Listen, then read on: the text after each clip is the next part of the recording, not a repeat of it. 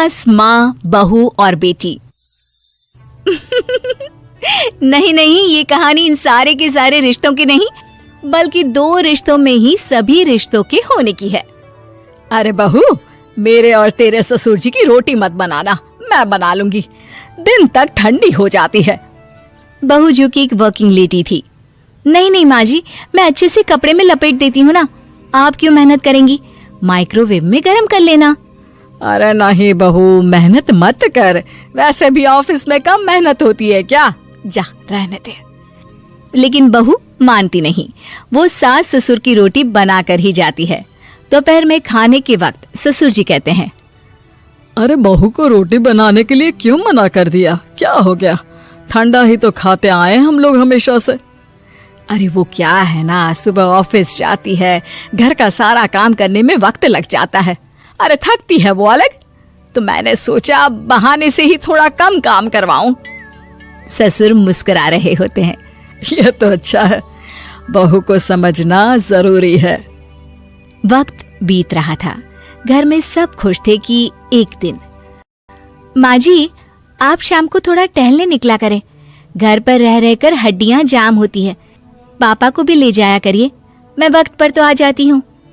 बहू ठीक 5 बजे ऑफिस से घर आ जाती है। फिर चाय नाश्ता बनाकर सास ससुर के साथ बैठती, उन लोगों को सारा दिन का हाल बताती। रात को पति घर आता है। क्या बात है बेटा, ऑफिस से आकर कभी हम लोगों के साथ भी बैठा कर। अरे माँ, दिन रात काम करके मन ही नहीं करता, अगले दिन की फिर तैयारी होती है, आप और पापा ही कमरे में आ जाओ।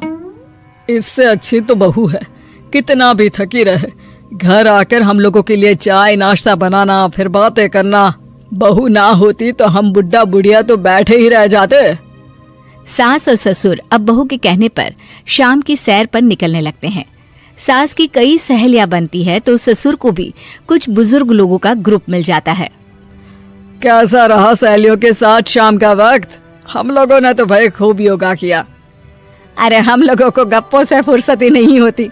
वैसे मिसेस मल्होत्रा आज बहू के बारे में कुछ बोल रही थी।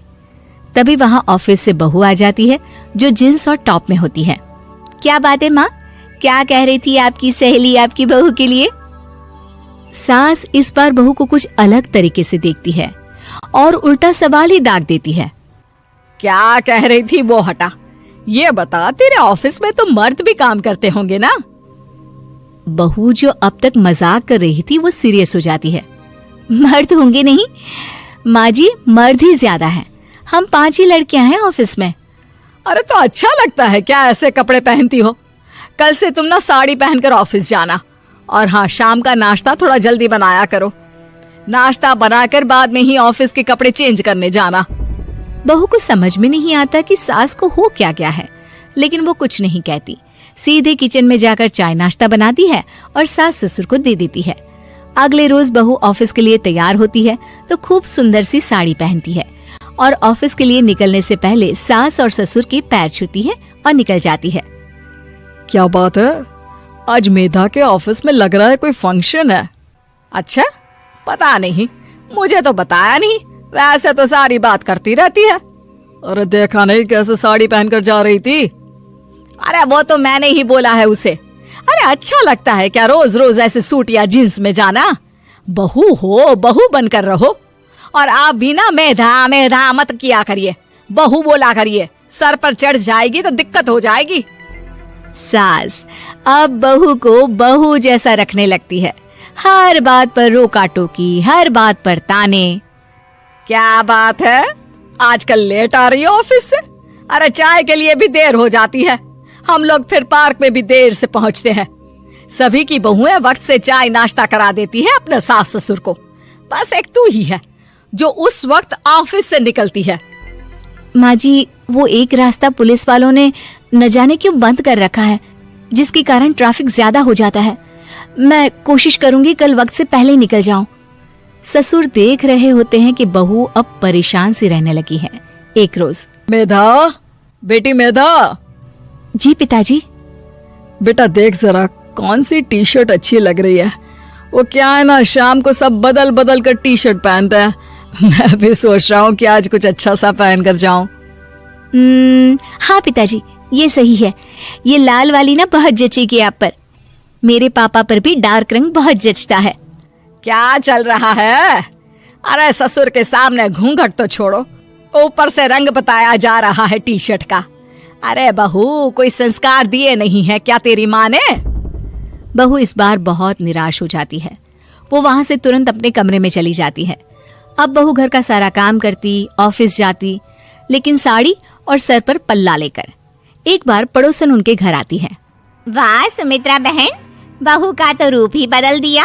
ठीक किया, बहू बहू जैसी ही अच्छी लगती है। अच्छा चलती हूँ मैं।